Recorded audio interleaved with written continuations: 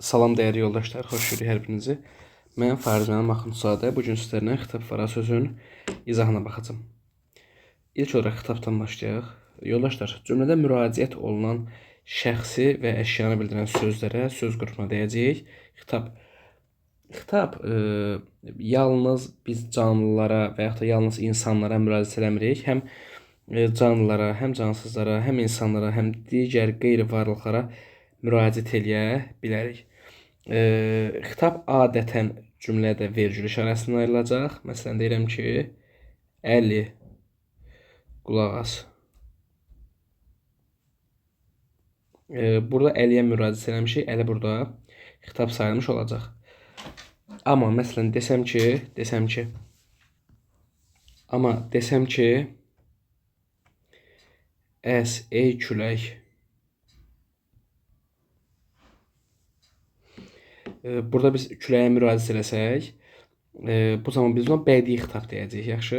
Yəni insandan başqa digər varlıqlara müraciətlə işlədilən xitablar daha çox bədii xitablar, yəni bir növ məcaz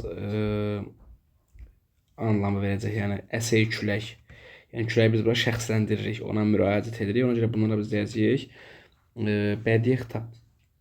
Bəzən yoldaşlar xitabla mübtəlanı cümlədə qarışdırırlar. Burada vəziyyət necədir? Məsələn, deyirəm ki, Əli, sən də gəl.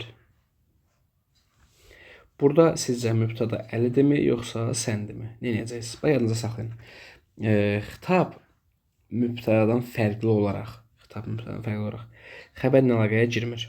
Nə et? Gəl. Gəl kimə aiddir? Sənə aiddir. Demək, bu cümlənin mübtədası səndir. Mübtədası səndir, artıq sən burada xitab demiş olacaqsan.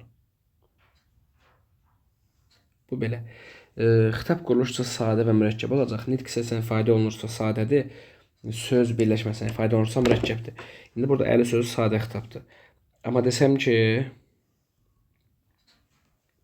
dağlar qızı, bizi eşit.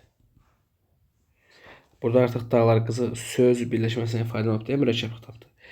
Yəni, nidalı xitablara, çağırış nidası ilə işləyən xitablara sadə deyəcəksiniz, mürəkkəb deməyəcəksiniz. Ey insanlar,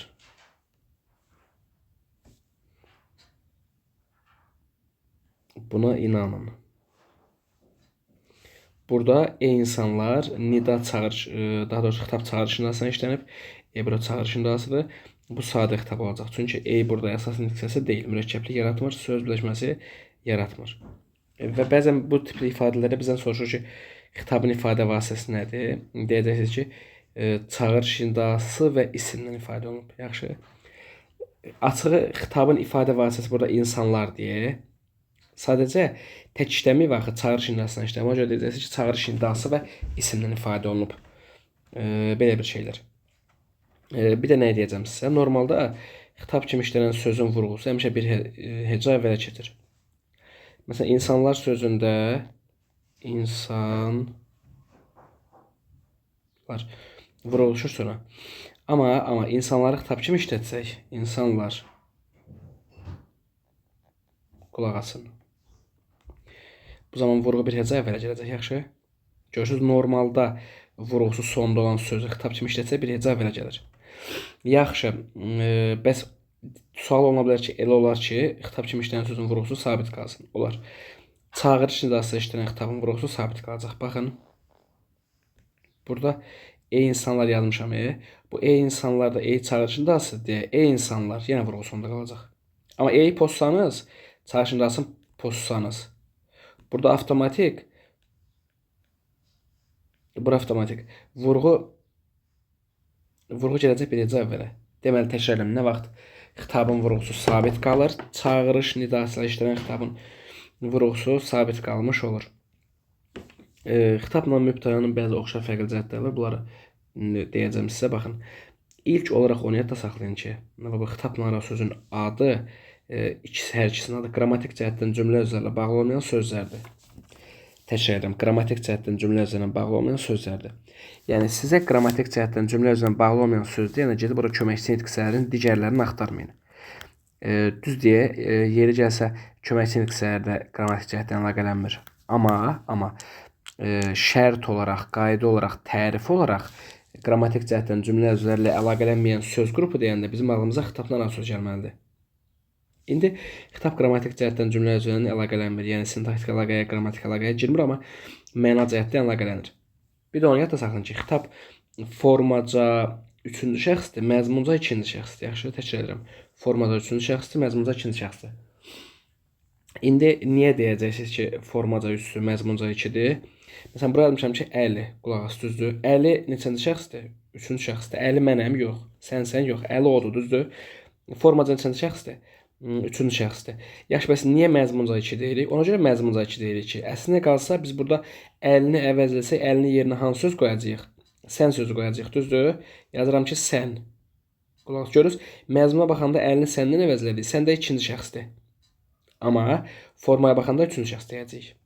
Buna diqqətli olmağınız vacibdir. İndi xitab qrammatik cəhətdən əlaqələnməyəcək. Niyə? Baxın, yazmışam ki, yazam daha doğrusu. Şamil məni eşit. Nə et? Eşit kimi məni. Eşit xəbəri əslində sənə aiddir. Nə et? Eşit. Eşit xəbəri sənə aiddir. Yəni, bura bir sən mübtəlası olmalıdır. Və bura mübtəla sən olacaq deyə, bura şamil sadəcə müraciət olunanı bildirir. Ona görə xitabdır, yaxşı. Və bu məna cəhətdən əlaqələnir. Niyə məna cəhətdən əlaqələnir? Cümlənin məzmununa uyğun gəlir də, düzdür. Amma qrammatik cəhətdən əlaqələnməyəcək. Bu belə. Daha sonra görürsünüz, xitab vericildən ayrıldı. Amma bəzən elə ola bilər ki, ümumi şəkildə qayda bilir ki, cümlənin əvvəlinə gəlir, sonra vericil qoyulur. Cümlənin daxilində də işlənə bilər də. Deyirəm ki, mən dedim ki, Şamil tez gəl. Görürsünüz, ortada işlənib. Ortada işləndə hər iki tərəfdən vericil qoyulur.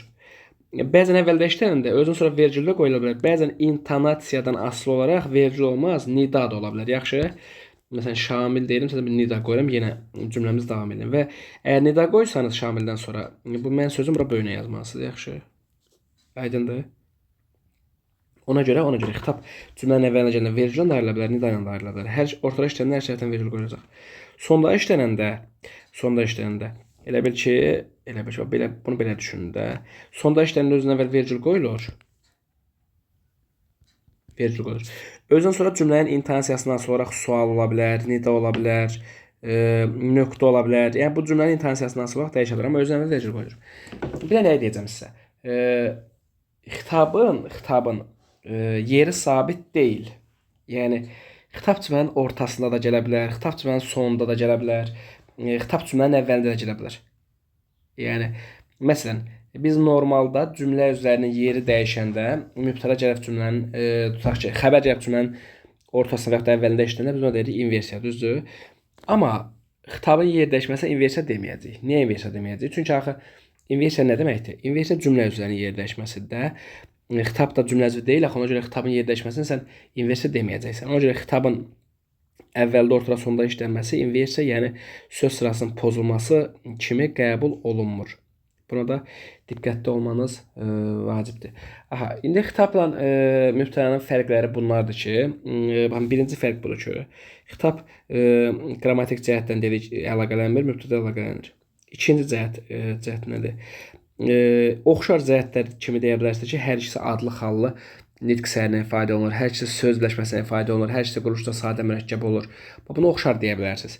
Daha sonra başqa bir fərq olaraq deyəcəyik ki, mübtədanın tutaq ki, yer dəyişməsi inversiya sayılacaq, mübtədanın sonda gəlməsi və yaxud da əvvəldə gələ bildiyi halda ortada gəlməsi inversiya sayılır, amma xitabın ki, inversiya sayılmayacaq.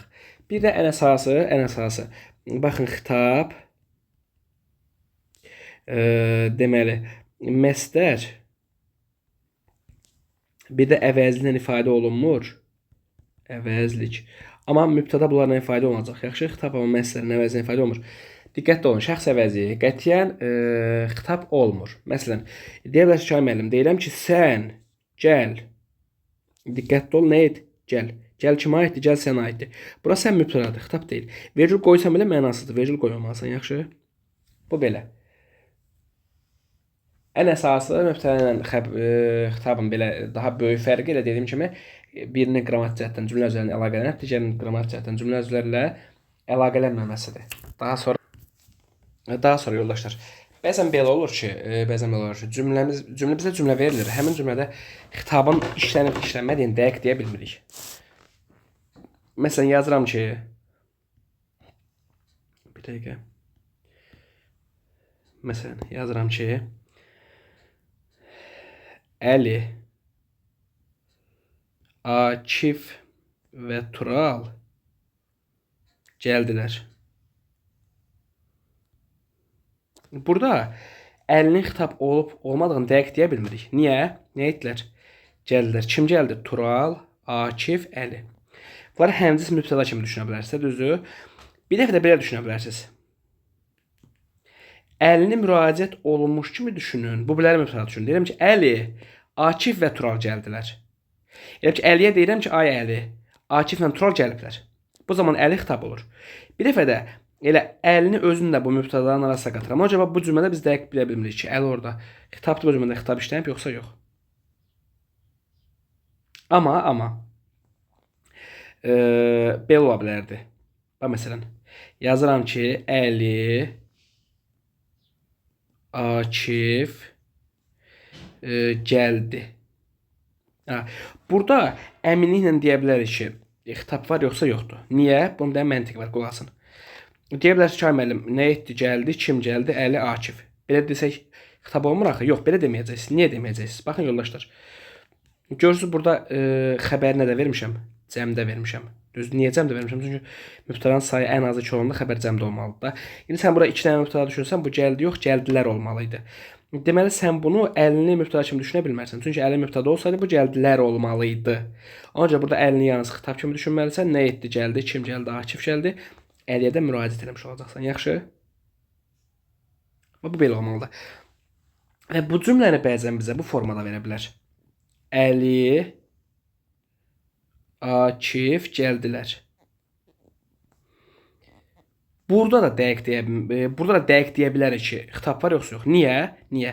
Çünki sən burada Əliyə xitab desən, Akif tək mübtədada, xəbər təkdə olmalıydı.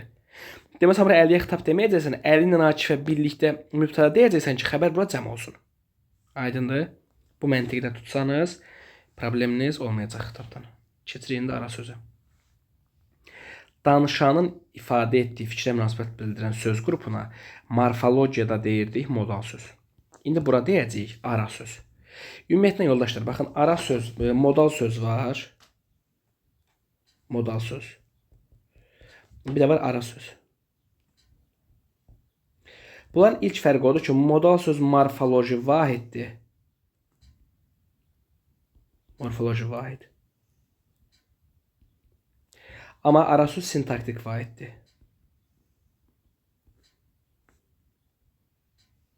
Niyə belə deyirik? Çünki modal sözü harada keçirik? Morfologiya bölməsində, köməkçilik hissələrində. Ara sözü hara keçirik? Sintaksisdə. Düzdür? Ona görə ara söz sintaktik vahiddir, modal söz morfoloji vahiddir.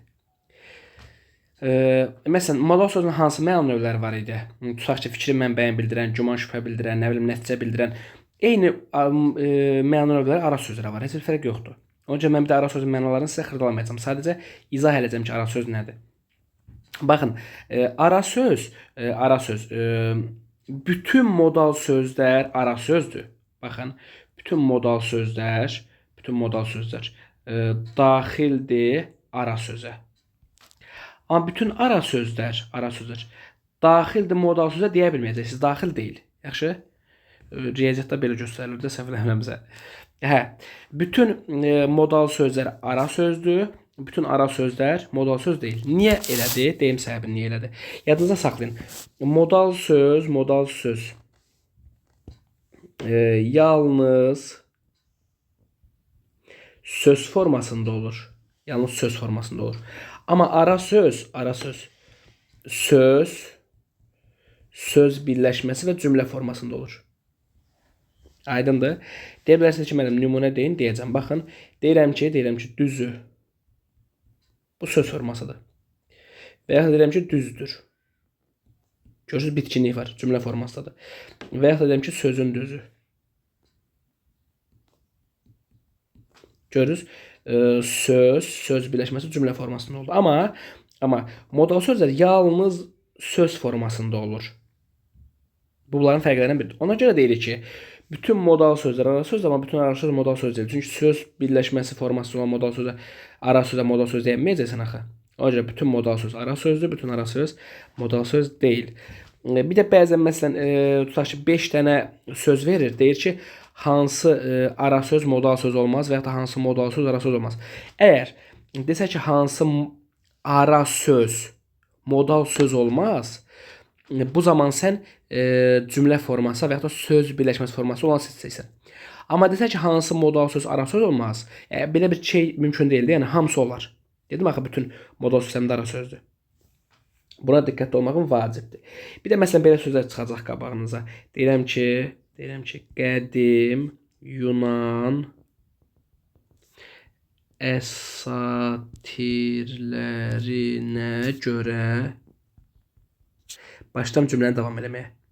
Qədim Yunan əsatirlərinə görə, sonra cümləni davam edirəm, düzdür? Yadınıza salın, qədim Yunan əsatirlərinə görə birlikdə ara sözdür. Fikir mənbəyini bildirən ara sözdür. Atalar demişkən, sonra başlayıram davam eləməyə. Burada atalar demişkən ara sözdür və bunu qrammatik cəhətdən təhlil eləmirsiniz. Çünki axı dedim, xitabla ara söz qrammatik cəhətdən cümlə üzərindən bağlı olmayan söz qrupudur. Ona görə sən xitabı da təhlil eləmədiyin kimi modal sözdə təhlil eləməyəcək, ara sözdə təhlil eləməyəcəksən, yaxşı? Buna diqqətli olmaq lazımdır. Bu belə. Yəni deyirəm, məna növlərini bir-bir sıralamıram. Məna növlərinə baxacaqsınız özünüz. Modal sözün eyni şeydir. Durğu işarələrdə modal sözün eyni şeydir. Cümlənin ortası, yəni hər şərtdən. Vergül əvvəldə gələndə özündən sonra vergül, sonda gələndə özündən əvvəl vergül qoyulmuş olur. Daha sonra nə edəcəyik? Bir də bəzən nəticə ümumiləşdirə bildirən modal sözə nitqin hissələr arasında əlaqə yaradan ara söz deyirik. Bəzən. Yəni nitqin hissələr arasında əlaqə yaradan və yaxud da yenə də nəticə ümumiləşdirə bildirən hər iki adla qarşınıza çıxa bilər. Necə ki, xitabın yeri sabit deyildi. Hər yerdə gələ bilərdi. Ara sözdə elədir. Ara sözün yeri sabit deyil. İstənilən bir yerdə gələ bilər.